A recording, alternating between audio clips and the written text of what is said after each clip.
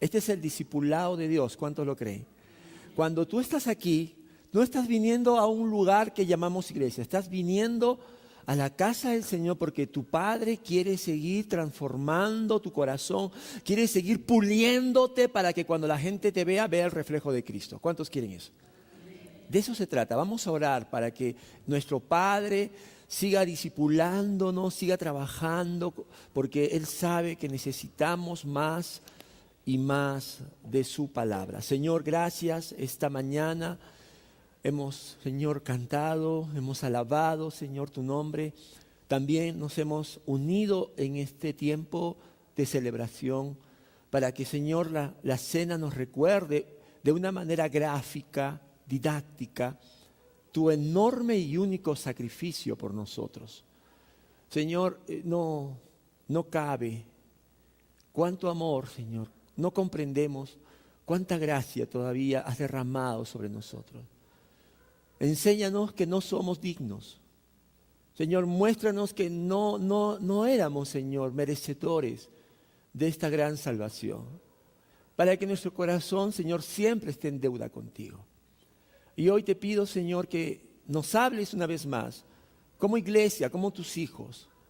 Que nos hables, Señor, a lo más profundo. Que nos animes, que nos consueles, que nos retes, Señor. Que nos corrijas, Padre, que nos abraces por medio de tu preciosa, por medio de tu bendita palabra, divina palabra. En el nombre de Jesús, amén. Amén. Hermanos, hoy empezamos una nueva serie. Este es nuestro mes misionero. Junio lo estamos separando. Los hermanos de la iglesia ya creo que entienden un poco nuestra programación. Junio es nuestro mes misionero, porque tenemos en nuestro congreso misionero a nivel de la IBC en Lima, en Arequipa, y tenemos a fin de mes también este congreso que vamos hoy día también un poco a conocer más de él. Pero el primer tema, el tema de hoy, es un tema que tenemos que escuchar con mucha atención. La serie se llama Hasta los confines de la tierra, y hasta los confines de la tierra. Y vamos a empezar, como dice allí, el tema de hoy se llama Testigos en Jerusalén y Judea. Quiero invitarte a que abras tu Biblia en Hechos capítulo 1. Vamos a leer el versículo del 1 al 11. Hechos capítulo 1, del 1 al 11. En Hechos. Dice así la palabra, ¿lo tienen todos? ¿Sí? ¿Ok? No te olvides de venir siempre con tu Biblia para que puedas marcar, etcétera, etcétera. ¿Tienen su hojita de la prédica también? ¿Sí? Ok, muy bien.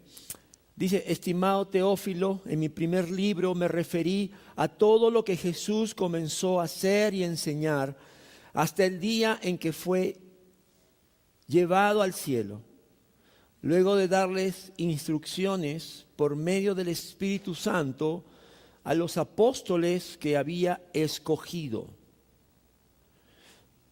Aquí lo que el autor Lucas está haciendo está conectando el libro de Hechos con su evangelio.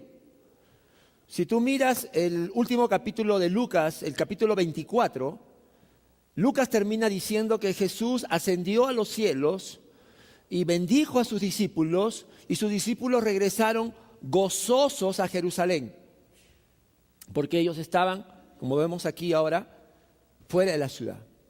Entonces, estos primeros versículos están conectando el final del Evangelio de Lucas con Hechos. Y dice que Jesús fue llevado al cielo, pero atención, mira hermano, mira aquí lo que dice versículo 2. Hasta el día en que fue llevado al cielo, luego de darles instrucciones por medio del Espíritu Santo a los apóstoles que había escogido. ¿Sabe lo que hizo Jesús mientras estuvo resucitado? Mientras estuvo con sus discípulos 40 días, Jesús estuvo discipulando.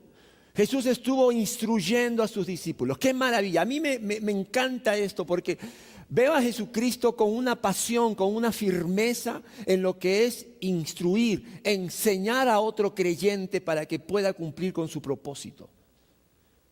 Jesucristo no estuvo, perdónenme, a veces pensamos que la comunión cristiana es comer o tomar un cafecito y conversar, lo cual no está mal.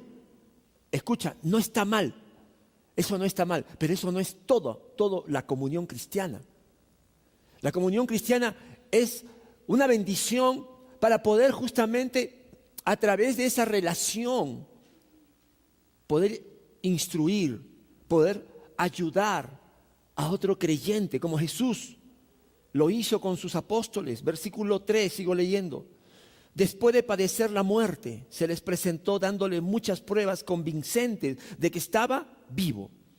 Durante 40 días se les apareció y nuevamente Lucas repite, y les habló acerca del reino de Dios. Jesucristo glorificado dijo, este tiempo no lo puedo perder, tengo que seguir dándole las riquezas, los misterios de la doctrina que luego ustedes van a llevar a todo lugar. 40 días, cada encuentro era hermoso porque Jesús ahora les hablaba desde una posición de autoridad para ellos mucho mayor. Pero mira, versículo 4, una vez, mientras comía con ellos, les ordenó, no se alejen de Jerusalén, sino esperen la promesa del Padre, de la cual les he hablado. Juan bautizó con agua, pero dentro de pocos días ustedes serán bautizados con el Espíritu Santo. Hermanos, ¿qué está pasando aquí? Bueno, Jesucristo está prometiéndole a los discípulos que ya está el tiempo de la venida del Espíritu Santo. El Espíritu Santo, antes que Cristo venga, era una persona que venía y se iba sobre los siervos de Dios, reyes, sacerdotes. Pero la promesa ahora de Jesucristo es que vendría para quedarse para siempre con nosotros. Y por eso le dice, no se alejen, esperen la promesa del Padre. Sigo leyendo. Entonces, los que estaban reunidos con él le preguntaron, Señor, ¿es ahora cuando vas a restablecer el reino de Dios? Oh, la curiosidad, ¿verdad? El Señor está hablando de ahora. Ahora viene el Espíritu. Ya no se vayan, falta poco. En realidad el Espíritu vino 10 días después. Porque ¿cuántos días dice? 40 días. Pentecostés fue a los 50 días. Solo faltaba 10. Pero Jesús no le dijo cuántos. Le dijo, ya falta poco. A veces nosotros queremos, Señor, ¿cuándo? ¿Cuándo va a ser? Y el Señor dice, falta poco. Ay, Señor, dime cuándo. Tranquilo, para el Señor los tiempos son perfectos. Y los discípulos preguntan, ¿y cuándo vienes como un rey político? Entonces el Señor le dice, versículo 7, no les toca a ustedes conocer la hora ni el momento determinados por la autoridad misma del Padre, les contestó Jesús. Pero cuando venga el Espíritu sobre ustedes, recibirán poder y serán mis testigos, tanto en Jerusalén como en toda Judea y Samaria, y hasta los confines de la tierra. Habiendo dicho esto, mientras ellos lo miraban, fue llevado a las alturas hasta que una nube lo ocultó de su vista. Estas fueron las últimas palabras de nuestro Señor, registradas en la Biblia, obviamente. ¿Son importantes? Las últimas palabras son importantes, esas palabras de cierre, de despedida de nuestro Señor. Claro que sí. Y por eso es que vamos a dedicar todo este mes a este pasaje. Porque es importante lo que Jesús nos dijo antes de ascender. Versículo 10, ellos se quedaron mirando fijamente al cielo mientras Él se alejaba. De repente se le acercaron dos hombres vestidos de blanco que le dijeron: Galileos, ¿qué hacen aquí mirando al cielo? Este mismo Jesús que ha sido llevado de entre ustedes al cielo, vendrá otra vez de la misma manera que lo han visto irse. El libro de Hechos es un libro único en su género. Es muy peculiar su estilo, es un estilo histórico narrativo. Y este libro requiere reglas especiales de hermenéutica e interpretación. El propósito de Lucas de escribir un evangelio y un libro histórico narrativo es para explicar a todos los creyentes cómo el Espíritu Santo fue capacitando a los cristianos para cumplir con el mandato del Señor de llevar el evangelio a todo el mundo progresivamente desde Jerusalén hasta los últimos confines de la tierra. En una época que no contaban con los recursos de ahora, es decir, no tenían internet, no existían los smartphones, no había WhatsApp. No había aviones, autos, en una época donde dominaba el casi invencible imperio romano en gran parte del mundo y con una influencia griega en casi todas las artes, literatura, filosofía y otras ciencias. Los modestos cristitos, porque así le llamaban a los cristianos despectivamente, el nombre cristiano significaba Cristo pequeño, era una burla. Estos modestos cristitos lograron algo sin precedentes. Ganaron una generación para el reino de Dios. Arrebataron millones de almas al enemigo y fueron un ejército invencible con el arma más poderosa de toda, el Evangelio de Cristo. Por eso vamos a ver algunos aspectos principales de este capítulo 1 que hemos leído del 1 al 11. Número 1, vamos a ver la promesa. La promesa. En el capítulo 1, versículo 8, vamos a dividir este pasaje porque hay mucho que lo vamos a estudiar todo este tiempo, porque es la palabra que Jesús nos dejó antes de irse. Dice, pero cuando venga el Espíritu Santo sobre ustedes, recibirán poder y serán mis testigos. Hasta ahí, recibirán poder, perdón. ¿Cuál es la promesa? La promesa que el Señor nos dijo fue: recibirán poder. Ahora, hay que ir a la palabra, hay que ir al texto original. Poder, ¿qué será? Poder. Porque puede ser que tú y yo pensemos que poder es algo que no sé, como que nos va a ayudar a hacer todo lo que querramos. Bueno, poder en el griego es dunamis, así, dunamis. Y la palabra griega, el griego en general, el idioma griego es muy rico. Es como el español, pero es en muchas palabras es muy profundo, tiene mucha riqueza. Y dunamis es una de esas palabras que tiene una profundidad, porque significa fuerza, capacidad, poder, potencia y potestad. Y el Espíritu Santo inspiró a Lucas a que use esta palabra para que podamos entender esta realidad que Dios nos está mostrando. La promesa que el Espíritu Santo vendría sobre cada creyente para darnos fuerza, capacidad, poder, potencia y potestad. Ahora, recuerda algo, mi hermano. Cuando Jesús estuvo aquí con nosotros, antes de empezar su ministerio, fue bautizado. El Espíritu Santo descendió sobre él y lo fortaleció para hacer frente al poder de Satanás. El mismo Hijo de Dios tuvo que ser revestido del poder del Espíritu Santo Por lo tanto, también los apóstoles de Jesús debían esperar esta plenitud y el poder que venía de Dios para asumir tremenda responsabilidad de poder edificar la iglesia de Cristo y conquistar las fortalezas de Satanás. Pero el Espíritu Santo tenía que venir cuando Jesús ya no esté con nosotros. Recordemos lo que el Señor dijo a sus discípulos en Juan 16:7. Pero les digo la verdad. Señor, gracias porque siempre nos dices la verdad, aunque a veces no nos gusta, pero la verdad nos hace bien. La verdad nos hace libre. Les conviene que me vaya porque si no lo hago, el Consolador no vendrá a ustedes.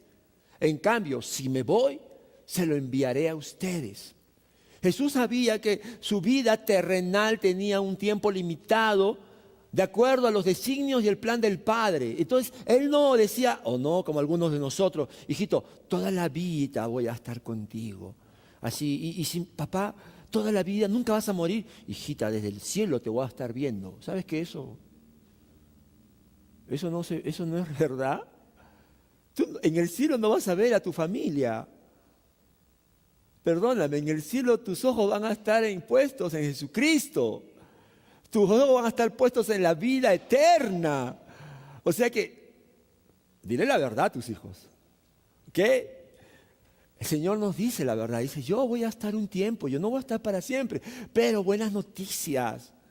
Va a venir una persona de parte del Padre y de parte mía, porque el Espíritu Santo es enviado por el Padre y también por el Hijo, para que les dé, ¿qué cosa? Poder, fuerza, capacidad, autoridad.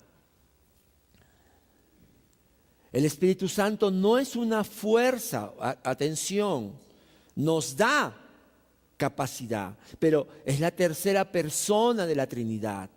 Cuidado con pensar que el Espíritu Santo es una fuerza inanimada, como equivocadamente piensan los testigos de Jehová. Y bajo este nuevo pacto, el pacto de Cristo, de gracia, el Espíritu Santo mora en nosotros. 1 Corintios 6:19. Nos da poder, Hechos 1:8. Nos da dones, 1 Corintios 12, a cada creyente de manera permanente. Cuando Jesús le dijo recibirán poder, les dijo a los 12 apóstoles, pero también esto se aplica a todos los creyentes que efectivamente han recibido a Cristo como su Señor y su Salvador.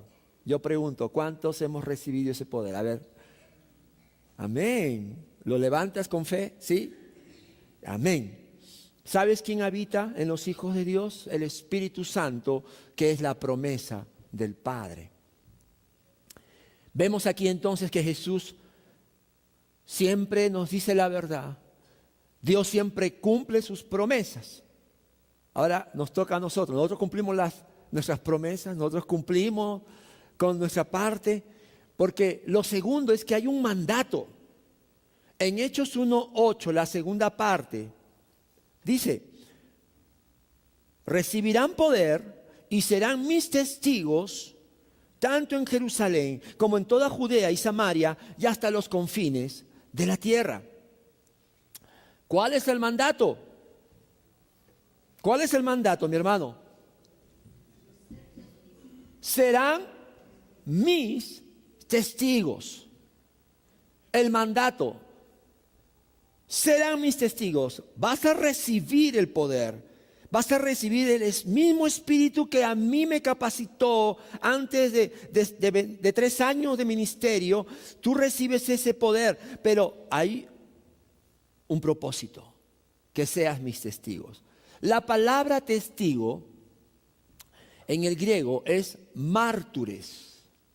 Mártures significa mártir, testigo y o testimonio.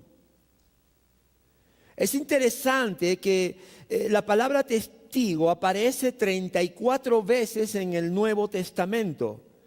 Y en el libro de Hechos es el libro donde aparece la mayor cantidad de veces, 13 veces. Serán mis testigos. Este término tiene un significado doble. Ser testigo se refiere a una persona que ha observado un hecho o un acontecimiento, ha estado presente y por lo tanto puede declarar, puede dar fe de que lo que ha visto, lo que ha oído es cierto. Pero el segundo significado de la palabra martureo, es una persona que está dispuesta a morir a causa de ese testimonio.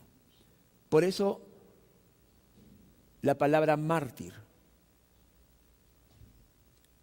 Ahora, cuando Jesús habló de que seríamos, estos apóstoles serían sus testigos, está diciendo de que ellos tenían, estos 12 hombres con Matías elegido, tenían que declarar a las personas que ellos habían estado con Jesús, que ellos habían vivido con Jesús y que ellos habían visto su muerte y lo más importante, su resurrección como una evidencia de que todo lo que había dicho era cierto. Esto es una verdad literal para estos 12 apóstoles que fueron testigos porque estuvieron con el Señor. Nosotros somos testigos por el testimonio del Espíritu Santo. Ellos son testigos oculares. Nosotros somos testigos por medio de la fe. El Espíritu Santo nos da testimonio a nosotros para que nosotros podamos dar testimonio a los demás. Entonces ellos te van a decir, oye, pero ¿por qué tú estás tan seguro? Tú estuviste allí. Y tú no le puedes decir, sí, yo estuve, porque van a decir que ya perdiste un tornillo, ¿no? Pero tú le vas a decir, yo no estuve, pero yo lo creo. Yo lo creo. Ahora, cuando Jesús dijo esta tarea, este mandato, añadió que era tanto en Jerusalén como en toda Judea. Aquí tenemos un plano de lo que era Palestina en el siglo I, mejor dicho, en los tiempos de Jesús. Mire, en el Antiguo Testamento, todo este territorio que estoy marcando, ¿ya? Era Israel, las 12 tribus. Pero sabemos que por la desobediencia y la idolatría, ellos fueron dominados por diferentes ejércitos. En el tiempo de Jesús, Palestina o Israel, como le llamamos, estaba dividido por provincias. Por provincias. Esta era la provincia de Judea. Esta era la provincia de Samaria y la provincia de Galilea. La capital de la provincia de Judea era Jerusalén. Cuando Jesús dice, serán mis testigos, mis martureos, deben declarar ustedes lo que yo he hecho y que he resucitado para darles vida eterna. Dice, ustedes deben empezar en Jerusalén y luego abarcar todo Judea, luego Samaria y hasta los confines de la tierra. La importancia de Jerusalén es que era la ciudad santa de los judíos. Era la capital de la provincia de Judea. Allí estaba el único templo donde los judíos debían peregrinar. Era el principal centro de formación religiosa y era la sede de la autoridad suprema en la vida espiritual de los judíos. La vida de todo judío giraba alrededor de Jerusalén y su templo. Cuando Jesús les dice que ellos tienen que empezar desde Jerusalén, es porque aquí es donde en Jerusalén estaba el templo, estaban los sacerdotes, estaba toda la adoración bajo el antiguo pacto. Y Jesús le dice a sus discípulos, ustedes tienen que empezar en Jerusalén, porque aquí vendrá el Espíritu Santo, aquí se empezará la primera iglesia. Y ustedes como iglesia, su sede va a ser justamente donde se adora a Dios, pero bajo un antiguo pacto. Ahora ya no, ustedes tienen que proclamar que ya no se necesita de corderos, que ya no se necesita de obras, sino que es por medio de la fe. Yo soy el cordero que fue entregado por ustedes para salvarlos. La razón es porque aquí empezaría la iglesia y aquí también toda la vida espiritual de Israel comenzaba. En otras palabras, lo que Jesús hace es enviarlos a su tierra. Enviarlos, ustedes no deben salir, tienen que empezar con su casa, con sus amigos, con sus vecinos, con sus hermanos israelitas. Eso es Jerusalén, eso es Judea. Jerusalén es tu casa, tus hijos, tus padres, tu esposo, tu esposa, si no son creyentes, tus vecinos, tu trabajo. Jerusalén es Arequipa, es Lima, es la selva, es todo el Perú. Jerusalén y Judea es todo el Perú. Y ahora que lo tenemos tan claro, vamos a ver, en tercer lugar, el testimonio de los mártires o testigos en Jerusalén y Judea. Este es un estudio, vamos a resumirlo, del libro de Hechos. ¿Dónde empieza la iglesia? En el capítulo 2. Y desde que la iglesia empieza en Pentecostés, el derramamiento del Espíritu Santo, capítulo 2, hasta el capítulo 8 de Hechos, todo ese es el testimonio que Lucas nos da de la predicación apostólica y de los cristianos en Jerusalén y Judea. Y hemos dicho que ellos lo lograron. Entonces vamos a ver rápidamente los 3 puntos principales de este testimonio de los mártires, testigos dispuestos a dar su vida por la causa de Cristo. Número 1, lo que vemos del capítulo 2 al capítulo 8 es el poder de la predicación cristocéntrica. En el capítulo 2 se nos menciona que el Espíritu Santo llegó en el día de Pentecostés, día 50 después de la Pascua. Ellos estaban reunidos, capítulo 2 de Hechos, y vino el Espíritu Santo como una violenta ráfaga de viento, y se aparecieron lenguas como de fuego sobre cada uno de ellos. Versículo 4. Todos fueron llenos del Espíritu Santo y comenzaron a hablar en diferentes lenguas, según el Espíritu les concedía expresarse. Una de las cosas que vemos en el estudio de la palabra en Hechos es que la llenura del Espíritu Santo siempre precede a la predicación de Cristo. Por lo tanto, si tú y yo queremos ser testigos en nuestra familia o en donde estemos, ¿qué necesitamos? El poder del Espíritu Santo, la llenura del Espíritu Santo. Recuerda que el Espíritu Santo ya lo tenemos desde el momento que recibiste a Jesús, que yo recibí a Jesús, el Espíritu ya vino, ya fui bautizado por el Espíritu Santo. Pero la llenura es dejar que el Espíritu Santo tome control de todo mi ser, de todos mis pensamientos, de mis emociones, de mis prejuicios, de mi naturaleza humana. Rendirme al Espíritu Santo es rendirme al mismo Dios para que Él transforme, santifique mi vida.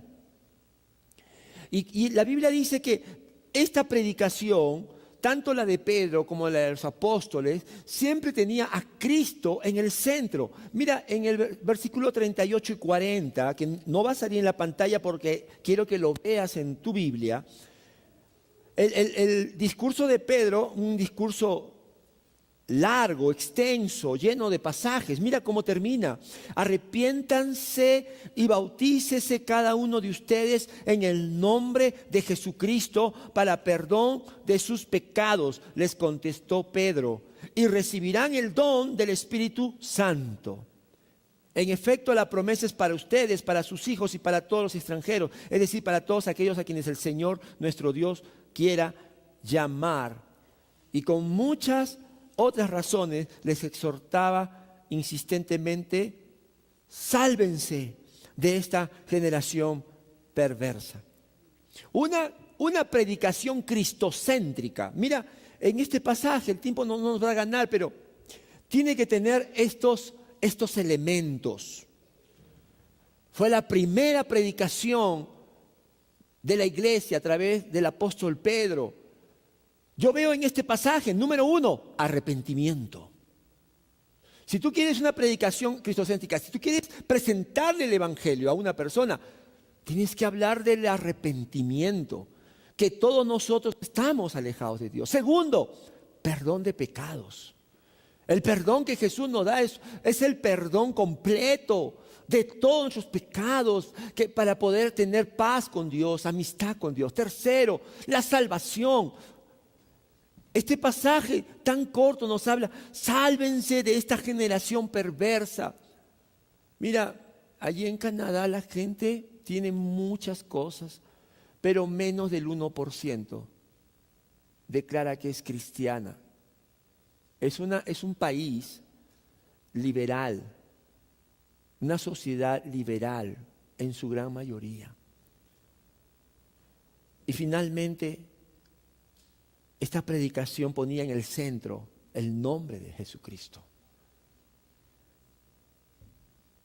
Hermano, esto lo digo con tristeza. ¿Qué diferencia con la predicación de algunas iglesias que hoy en día han cambiado el llamado de arrepentimiento, la promesa del perdón y la salvación en el nombre de Jesús por la lluvia de bendiciones, de sanidad, de prosperidad y declaraciones de fe para que el Señor haga mi voluntad? Terminamos siendo señores en vez de siervos del Señor. Segundo, ¿qué hizo estos testigos mártires? Usaron el poder de la comunidad en la iglesia.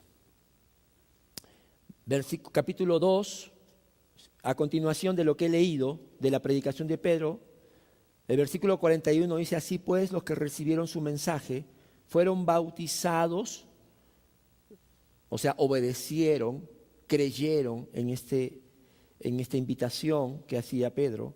Y aquel día se unieron a la iglesia unas 3,000 personas. ¡Wow! 3,000 personas.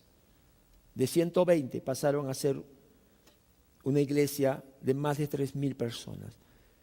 Ahora, quiero que veas qué se repite ahora, qué es lo común, qué es el factor que siempre está presente. Se mantenían firmes en las enseñanzas de los apóstoles, en la comunión, en el partimiento del pan y en la oración. Todos estaban asombrados por los muchos prodigios y señales que realizaban los apóstoles. Todos, otra vez, todos los creyentes estaban juntos y tenían todo en común. Vendían sus propiedades y posesiones y compartían sus bienes entre sí, según la necesidad de cada uno. 3,000 personas que no tenían problema de compartir. No dejaban de reunirse en el templo ni un solo día. De casa en casa partían el pan y compartían la comida con alegría y generosidad, alabando a Dios, disfrutando de la estimación general del pueblo.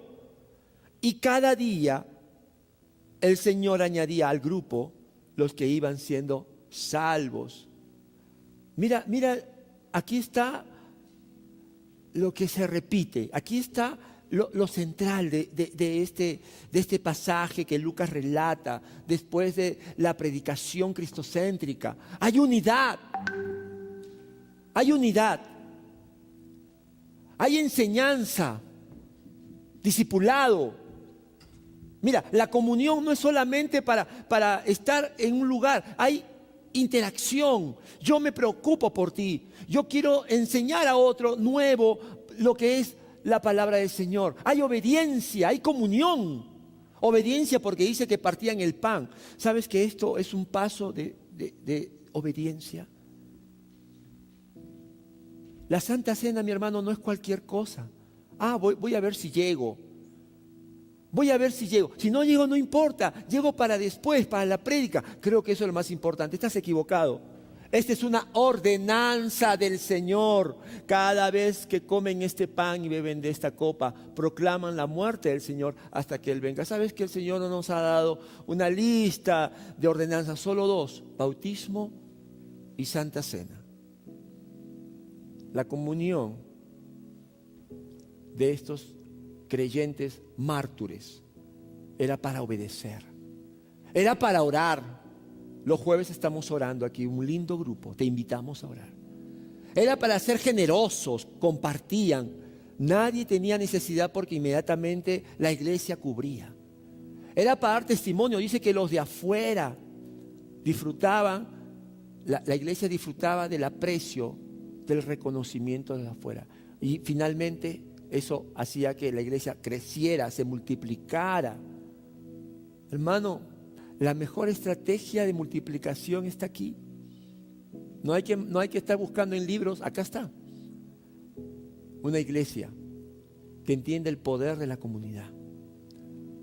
Tercero, el testimonio de los mártires en Jerusalén y Judea fue el poder de ser perseverantes. De ser perseverantes. En Hechos 4, 29 y 31,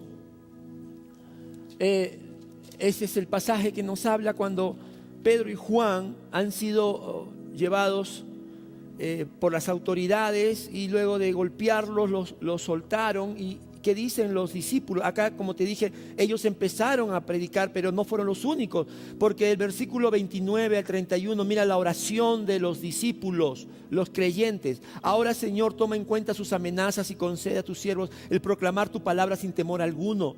Por eso extiende tu mano para sanar y hacer señales y prodigios mediante el nombre de tu santo siervo Jesús. Después de haber orado, tembló el lugar en que estaban reunidos. Todos fueron llenos del Espíritu Santo. Y como te dije en Hechos, la llenura del Espíritu Santo, ¿para qué es? Para proclamar. Y proclamaban la palabra de Dios sin temor alguno. Sin temor. Nos pueden robar la casa, nos pueden quitar muchas cosas, pero no pueden robar nuestra fe, nuestra creencia en Jesucristo. Y en el capítulo 7, versículos 59 al 8:14, es la muerte del primer mártir, Esteban. Esteban es el primer mártir cristiano. Y en el capítulo 7, versículo 59, dice que ya cuando está a punto de ser apedreado, dice, mientras lo apedreaban, Esteban oraba. Señor Jesús, decía, recibe mi espíritu. Luego cayó de rodillas y gritó, Señor, no le tomes en cuenta este pecado. Cuando hubo dicho esto, murió. Y Saulo estaba allí aprobando la muerte de Esteban. Versículo 1, capítulo 8. Aquel día se desató una gran persecución contra la iglesia en Jerusalén. Y todos, excepto los apóstoles, se dispersaron por las regiones de Judea y Samaria. El tema de la próxima semana. Pero mira lo que dice el versículo 4. Los que se habían dispersado predicaban la palabra por donde quiera que iban.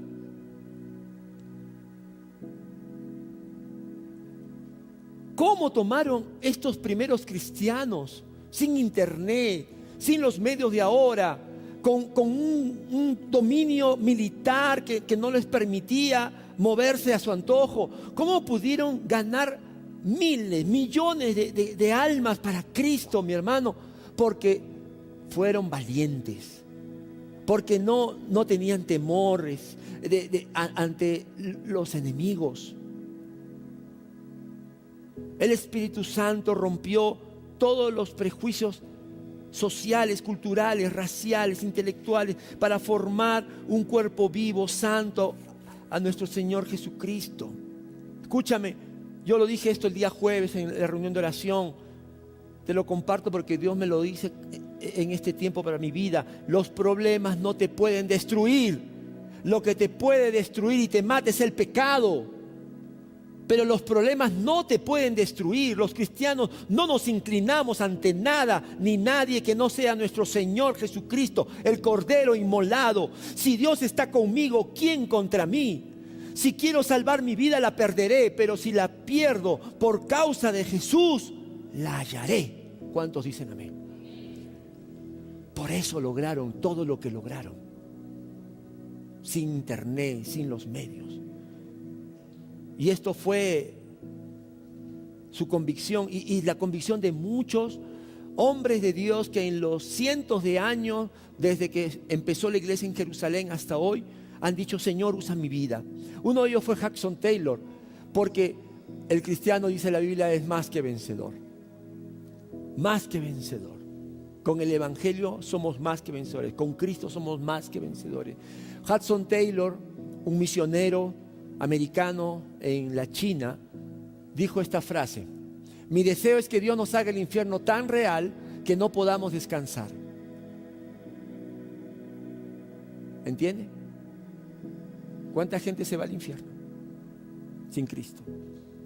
Tú dices: yo ya me salvé, pastor, ya me salvé. Pero hay muchos que están yendo al infierno, y que el infierno es una realidad que no nos debe dejar descansar. Que nos haga el cielo tan real que deseemos probarlo. ¿Para qué? ¿Sabes para qué? Para que este mundo no sea para mí mi sueño dorado, sino estar con mi Padre, estar con mi Señor. Y que Cristo sea tan real que se convierta en nuestro motivo supremo. Que sea tan real, que sea para mí mi Señor, mi amigo, mi Dios.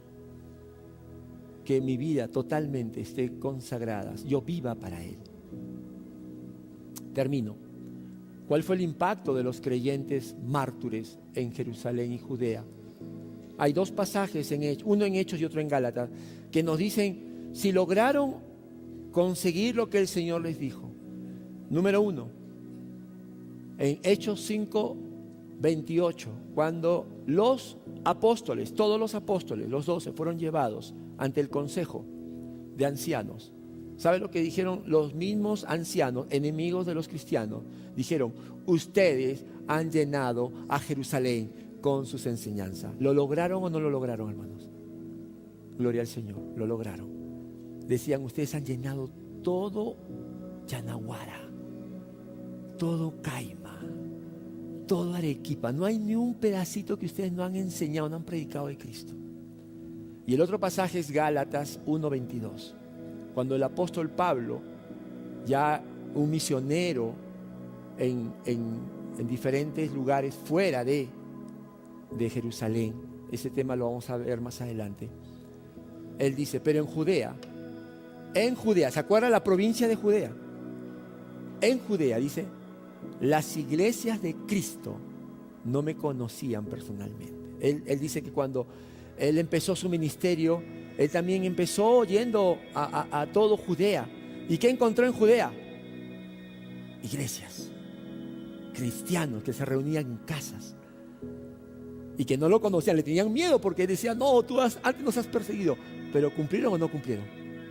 ¿Cumplieron con el mandato de Jesús? Sí. ¿Sabes por qué, mi hermano? Porque la obediencia da fruto. ¿Cuántos dicen amén? Dile a tu hermano eso: la obediencia da fruto.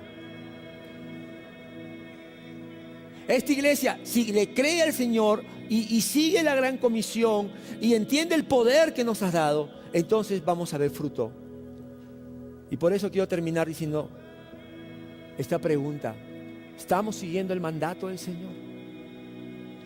¿Estamos siguiendo el mandato, predicando cristocéntricamente, teniendo el poder de la comunidad, juntos, discipulándonos, aprendiendo, creciendo juntos? Estamos siendo valientes, estamos siendo más que vencedores para predicar.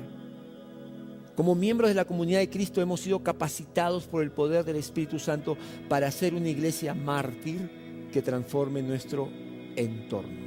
Vamos a orar.